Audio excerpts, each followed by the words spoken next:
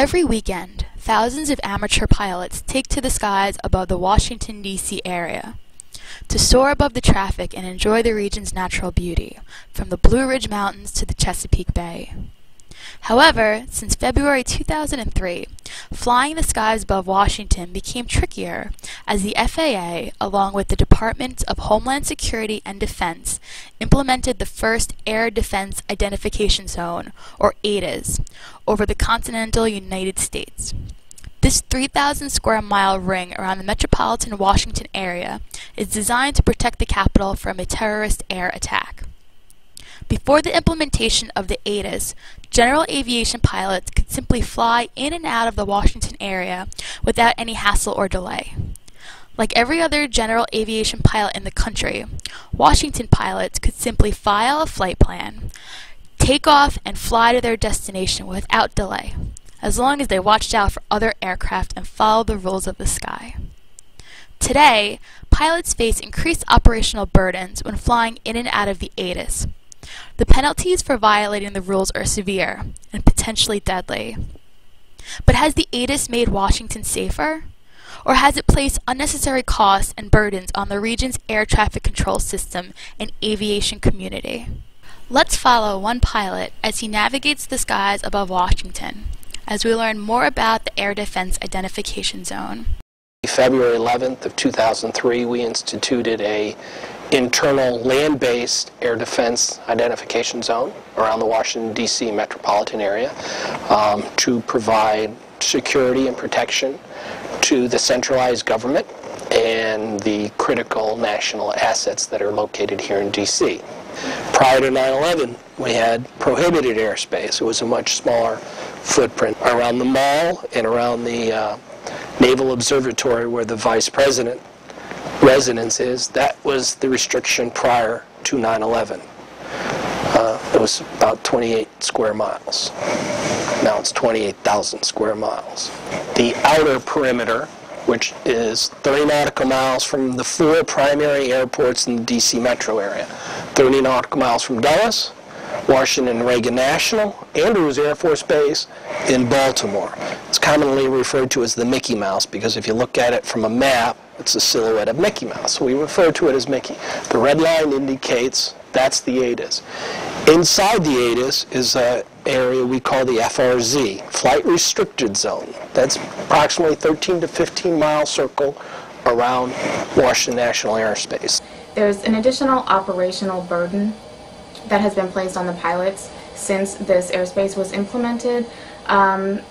Previous to this airspace, the ADIZ being there, pilots could fly into this airspace without having to talk to air traffic controllers.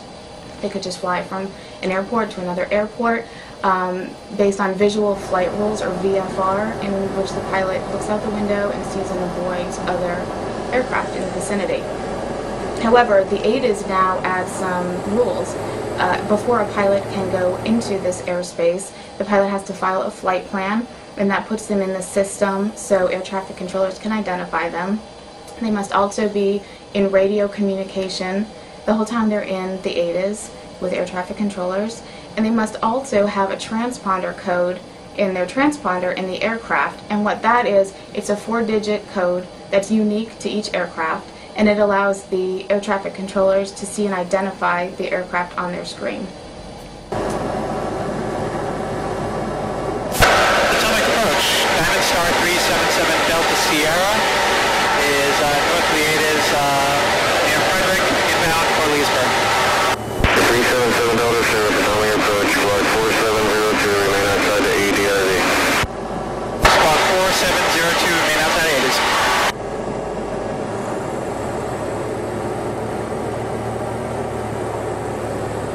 Once the pilot enters the transponder code designated by the air traffic controller, he or she must remain outside of the ADIZ until the air traffic controller sees them on their display and grants them permission to enter the ADIZ.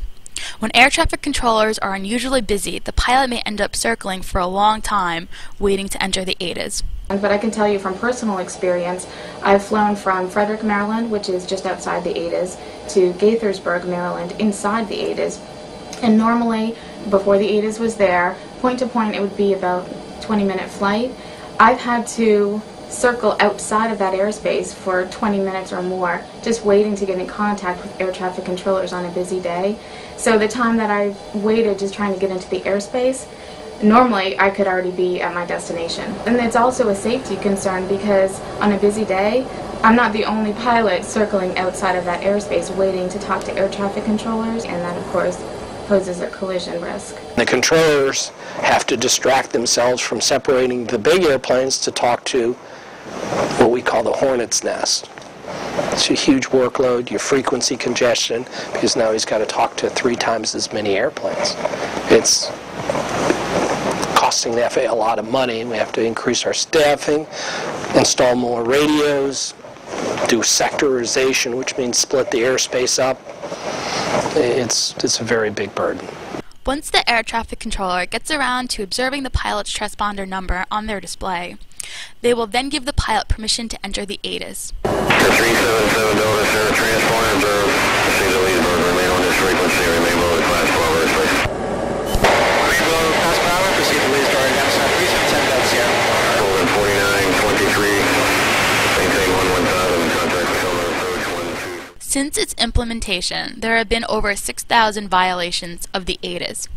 Most of these violations are from pilots who stray into the restricted airspace or fail to follow the proper protocol.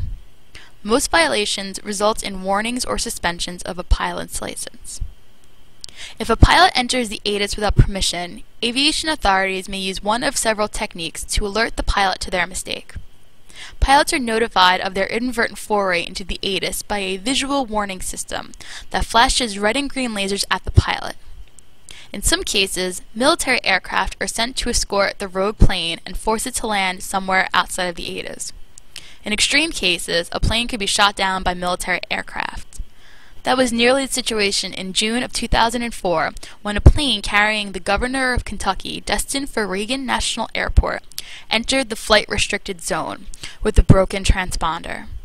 As a result, the Capitol building was evacuated, and generals at NORAD came close to ordering the plane to be shot.